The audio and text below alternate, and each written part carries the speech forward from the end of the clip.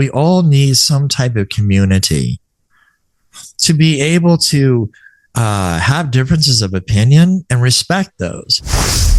Welcome to Coach Soul, the podcast where we explore therapeutic ways to the best versions of ourselves. I'm your host, Steve Hudgins. I'm a licensed professional counselor dedicated to helping you navigate life's challenges. In each uplifting episode, we'll discuss mental health, relationships, self-care, emotional well-being, and personal growth. Join me and with my co-host, Kenya Evelyn, a therapeutic life coach, where sometimes we'll even welcome special guests to our show that share their experience and expertise. So let's embark on this transformative path together and discover a healthier and happier you. Welcome back to Coach Soul, Kenya. It is a very beautiful day out here. It's fall. The leaves are starting to change. It's just, I don't know. I like color. And when I see a blanket of colors, it's a blanket of colors. And, recently I went to Washington, D.C. And, that's the voice of the people on the Hill. Or should be. It should be, for sure. It should be. That's why we voted them there. Right. And may I say, when I say we, I say y'all, because I am not citizen yet. From the South. That's right. Exactly. Hey, I grew up in Texas and I can say y'all too, or howdy. Mm-hmm. That's a voice. And one of the things that I find interesting is I have a couple that I've been working with, and they argue over semantics. He would say, I see you sad. No, I'm just frustrated. Wow. Well, I see you sad. And it's like, can we accept the words of the person as is so that we can recognize the feeling and emotion as we see it and perceive it? Yes. But it's in what ways do we react to those words that makes a difference? Listen, I believe in my own life, with my children, with my clients, that the temptation here is the human behavior of being right. I want to be right about my perception of you, which in reality, it's a mirror. And right. Nobody likes to talk about that. And nobody likes to hear that there is a dance of projection all the time. You're not even going to say something that you don't have a resonator inside of you. So if I say you look frustrated, it's like, oh, I recognize that when I am frustrated. Mm-hmm. Oh, you look sad. I recognize my behavior when I am sad. And in reality, what if the person is just going through something, right? I tell that to myself. I'm not just going to say clients or I'm very much we, right, Steve? We're in this human journey. We're in this human behavior. We will have the thoughts like birds in our head going through in and out all the time. It could be that you are processing that information so that you don't remain sad. Is literally a wave of frequency. And if we had the awareness that we all receive those frequencies, those invitations all the time, and it's not through interaction only. Right. It's literally in the air. When there's a sunnier day, when it's in your case, and in my case, we love colors of fall. So it just makes me like, ooh, this is so beautiful. It changed my state. And let's not even talk about music. Because you might be in a great state and a music pops up in an ad, or my daughter came to me and she's like, Mom, I think, you need this new drug for your headache. She's 10. I'm like, what are you talking about? I don't take meds. I'm an essential oil kind of girl, I do my best to not go there. And what I notice is the indoctrination. Where do you even know that? Well, she was watching whatever she was watching, and, if you suffer of migraines, blah, blah, blah. And she immediately went worry, like, Mom, this is for you. It's like, how? I don't want you to indoctrinate my daughter. We are all indoctrinated, Steve. Oh, for sure. And it's unfortunate that, we fight over trying to prove right or try to have a voice. It's like being in a small closed room and everybody yelling at once. Yeah, there's voices, there's frequency, but do we pick up on a single word? Do we listen to the context of what's being shared? I recently was teaching a class at my university, and I'm trying to share how, as clinicians, we need to be careful of our words, our perceptions, how we react to our clients in sessions, because we get stimulated, because it's wounds that we've been through. Either some of us have been through our journey healed, improved. Yeah. Mm-hmm. Right. But it was difficult in trying to express a voice without feeling attacked. And the reason why that came about was the fact that I had mentioned that it's unfortunate death of a loss of a human life. Yeah. And another human being saying, well, he got what he deserved. And notice I didn't put names. I didn't put anything to this. Yes. But if we recognize a soul as a soul, 100%. How is it that you look at the situation and who's hurting the most is the children of a fatherless family? Because carry on. Well, I was going to say men are the anchor point. Anchor, not like an anchor on a ship, but an anchor to a wall. We're climbing this wall. And every day we're pushed to an edge. And we need to be able to have a voice that unifies, not destroys. What were you going to say? In a personal level, no one is at a loss more than his immediate family. Correct. On a personal level. Correct. On a frequency level, what happened is a symbolic occurrence that has been happening for forever. If you speak something that doesn't match what wants to be spread in the world, you are threatened. You get to be silenced. So I'm talking about standing up for truth, standing up for a voice that resonates, alignment, pure alignment. And here's the thing, even if your voice is pure alignment and somebody else's perception is wrong, I don't get to say you're wrong. I can only debate in my own alignment. And I know this is not very popular opinion. Notice that I'm thinking as I'm speaking, because it took forever for me to know who I was, Steve. I really mean this. I'm 47 years old, and I was brought up to be a certain way, to talk a certain way, and never in my life thought I would spend the rest of my days speaking in English. And very much on a religious bubble, and God was only in the religion that had the name on top. So even within denominations, all this eking, we're right, we're wrong. And I believe that when we stand up for life, right, when we stand up like for basic principles, we can all agree that children deserve to have food, shelter, right? And but parents. But then I was about to say that. But then when we say children deserve to have parents, a family, a safe place to explore, to be curious, to then people that don't believe that will say you're wrong. And it's okay.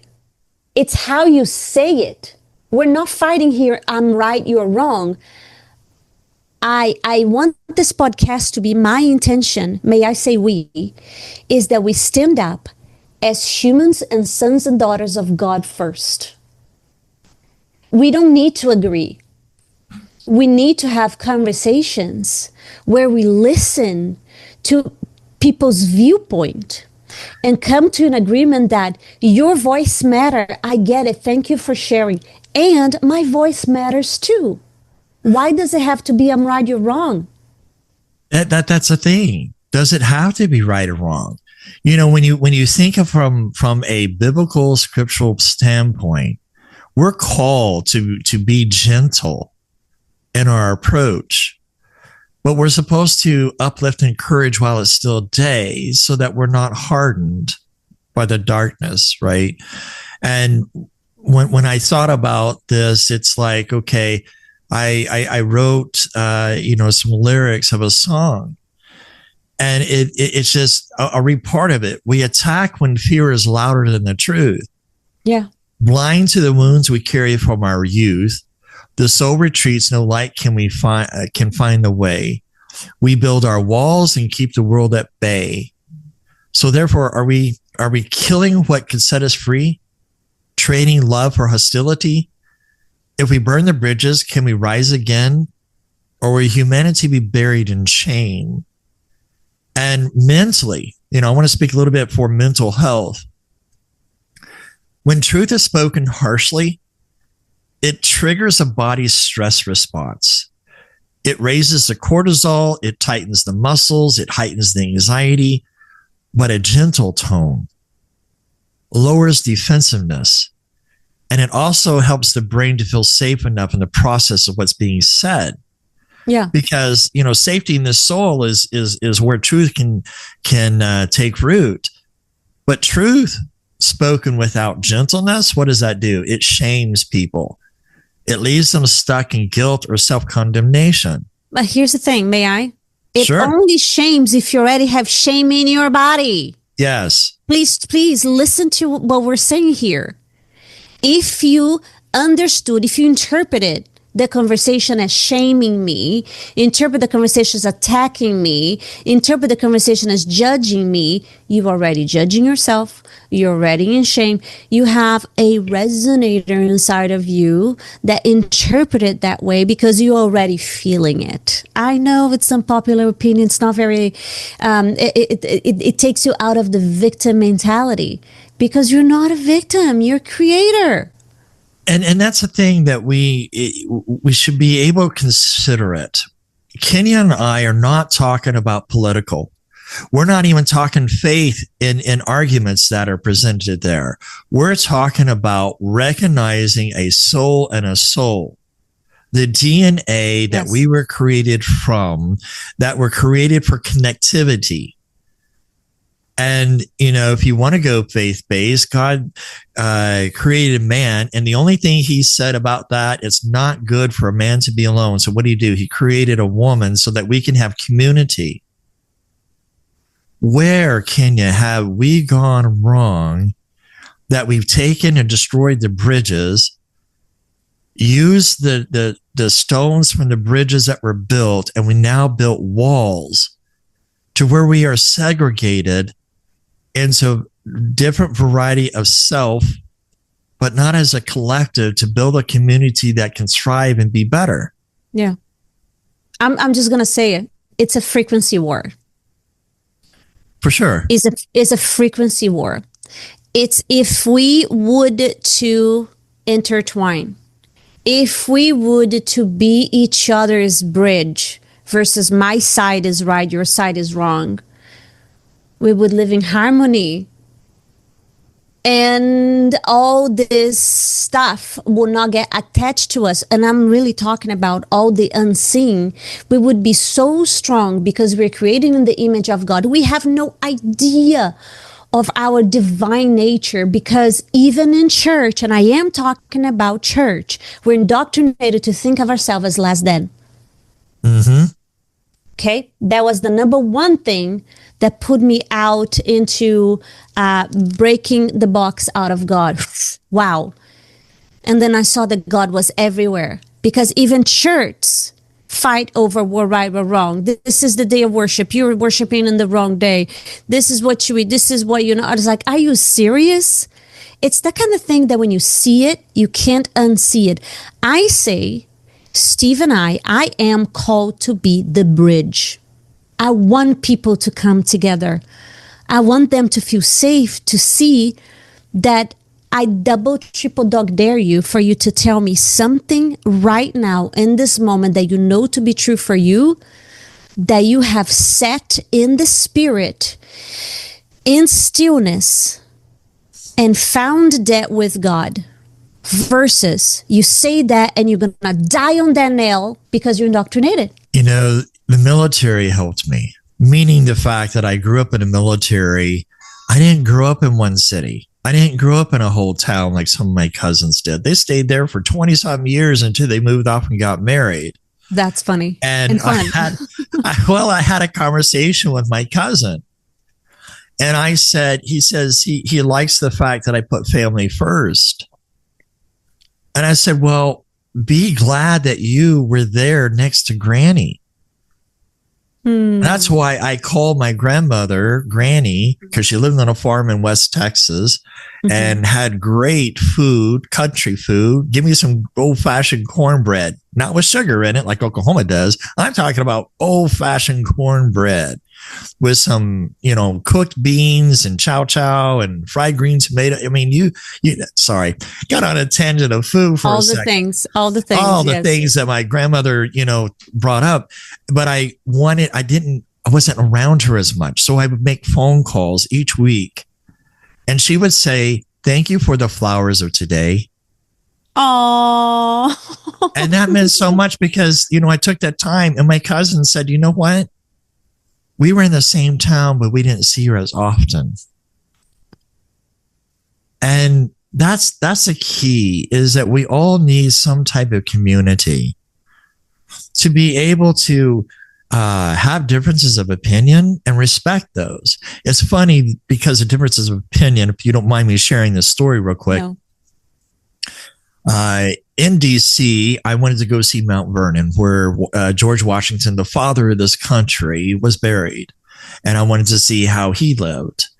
And it was fascinating because on the way back, I caught an Uber from Mount Vernon back up to DC.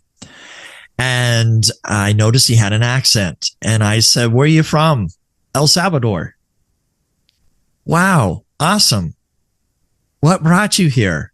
He told me, "A land of opportunity. I came when the Reagan administration was in office that allowed us to come in legally. And I believe that immigration should be done legally. But I understand my people too, because of the harshness of their country. There's no opportunity. Yeah. People are living in poverty." So long story short, in a 20-minute conversation, I was in awe because I asked him, "What do you think about the border? I'm not a politician. I just want to know." He was very hesitant. And I saw he's hesitant. And I said, "Look, I'm a professor at a university. I'm a doctor of mental health. I believe in quality. I believe in diversity. I don't see skin color. I see DNA." Beautiful. I said, "I want to understand your culture. I want to understand you and how this is affecting you so that I can have a voice for you." So we can have a collaborative unity. And he told me. And at the end of the car ride, that was just a moment that hit me. I'm opening a door. He turns around and looks at me, says, "Thank you for our conversation. You're a very humble man." Oh, I'm not trying to toot my horn.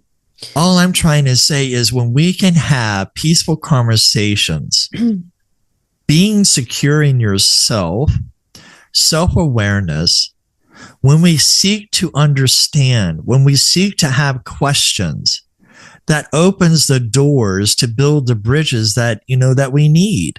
Because gentle truth doesn't weaken the message. It strengthens his heart. It heals what harshness would break, but it also invites the soul, his soul, to grow in safety. And if we can be able to approach with open-mindedness, like my dad would say, the mind only works like a parachute. So, Steve, what I heard from this story is that your Uber driver from El Salvador, he, at the beginning, he was like, oh boy, there we go. Oh, yeah. And that defensiveness is because of the frequency that is out there about feeling attacked. Oh, there we go. He's going to shovel up his opinion down my throat. Right? All this preconception, because that's what we see everywhere. I'm just saying. However, when you meet him in heart, in curiosity, in human nature of, I see you as a fellow human being. He came here with the American dream. I mean, my mother came here with the American dream. If you get down to it, we all came here with the American dream, either a first generation or second or third or fourth. So yeah, we are. The shadow of separation is what makes us weak. I said it, and I'm just going to leave it out there, because we're not. We are not. We're not separated. We don't want different things. I'm not going to use any political name, but every side, first, second, and the middle, every side. If you take all the politics out and you go to the humans, to the people, to the citizens, to the immigrants, we all want the same thing. Right. We want to have a good life. We want to feed our prosperity. Family. We want connection, but prosperity without connection is it leaks down. How many people that we hear from winning lotteries or even being trust fund baby just burn it all the money in one generation, doesn't even last a second. So what happened to that generation where we can go next door? Can I get a cup of sugar? Oh my gosh, yes. we don't have a sense of community. We stay in our houses reclused, and our noses and our eyes are stuck in our phones. Yeah, TV's on. It's background noise. Yeah. And the reason why I say this is because I hear this from my clientele. Yes. So the challenge here that I want to offer to our listeners is you do not need to have permission to be a good human. You do not need to have reinforcement from the outside noise. I am going to call a noise, whatever, TV, cell phone, all the things. Just treat people the way you want to be treated. The seed the soil and it will prosper if it's a good soil. For sure. It is done. I believe that the invitation is all about belief. So right here, right now, would you dare to believe that if you would to need an extra egg for your cake batter, would it be okay if somebody would knock in your door? Would you give it? Would you give if somebody else would come? I would if I had it. So we get to reach out. We get to believe that culture is not gone if it's alive in you, if the community is alive in you, if your mattering is I can hear my clients' voices. I don't want to bother people, but I don't want to. They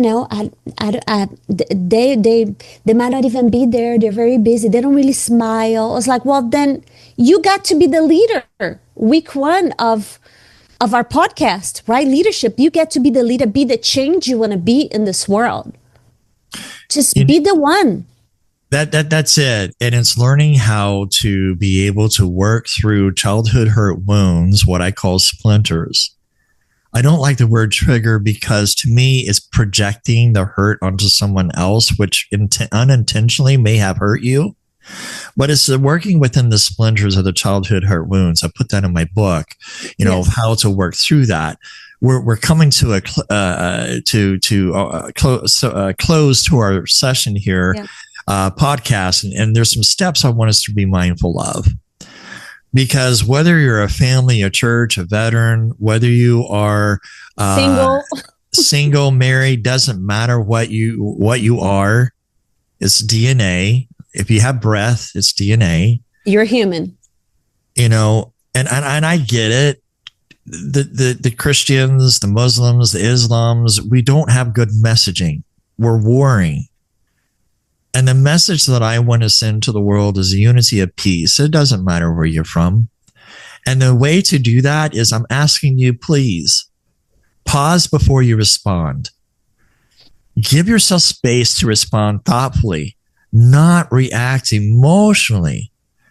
We have become a culture that reacts in emotion and not taking a step back to respond thoughtfully or thinking outside the box. Number 2, let's listen to understand, not to win. It's try to avoid interrupting the other person. Practice active listening. In other words, repeat back what you've heard to confirm. I do this with my couples. This is what I'm receiving from you. This is how I'm understanding what you're trying to say. But also, number 3 is speak with the I statement. I feel. Exactly. Because then we take ownership instead of saying you, right? Mm-hmm. And by using the I statements, it lowers the defensiveness. It keeps the focus on your perspective. Number 4, find common ground. Identify values or goals you share with each other. Start there before moving into differences. Set boundaries, not walls. In other words, we calmly name what behavior is hurtful and what you need instead. Boundaries protect dignity without shutting out our connection. Number 6, seek solutions, not blame. In other words, we shift from who is wrong to what can we do to make this better? What would repair look like for you?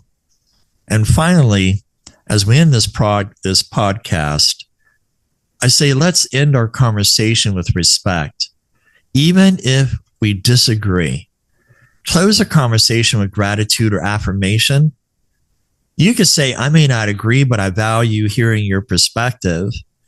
And just like he said to me, you're a humble man. Beautiful. Only because I wanted to seek to understand his side. That's what Kenya and I are trying to encourage in this podcast for love and healing. And you want to have a closing remark? I do. I love so much all the things. So I want to ask our listeners to listen to it again with pen and paper, because those are valuable to have it in your mirror. Just as a reminder that there are tools out there. And if you, for some reason, are never going to listen to it again, I want you to remember this. You already know. You already know. If you really tune into your heart and you tune into how do you feel nurtured and cared for? What if you didn't need to have so many layers of protection? So you're going to remember that when you use words like you this, you that, you are attacking. Mm-hmm. Versus taking ownership of your feelings. I feel, I am, and you are the creator of your life, you and God, and you're put in this world to thrive, to shine, right, to be, to connect. So take the leap, speak your truth, and listen actively. Because your truth matters and somebody else's truth matters too. And we're all connected in spirit and in love if you allow this truth to be your bridge, our bridge of connection today. And in closing, bridges are not built with anger's fire. They're built with patience, listening, and love. And every word we choose can raise a wall or lay a plank across the divide. And so until next time, take care and God bless. So much love. Thank you for tuning in to today's episode on Coach Soul. As we wrap up, we want to remind our listeners of a few key points. This podcast is for informational purposes only and does not substitute professional medical advice, diagnosis, or treatment. The content shared here is based on professional opinion but may not apply to everyone's situation. Always consult with a qualified healthcare provider before making changes to your mental health care. If you're in a crisis, please seek immediate professional help or contact a crisis hotline. Listening to this podcast does not create a therapist-client relationship. For personal advice, please consult with your licensed mental health professional in your area. Remember, your mental health journey is unique. While we hope this information is helpful, it is crucial to work directly with the qualified personnel for your specific needs. Thank you again for tuning in to Coach Soul, and we'll see you next time.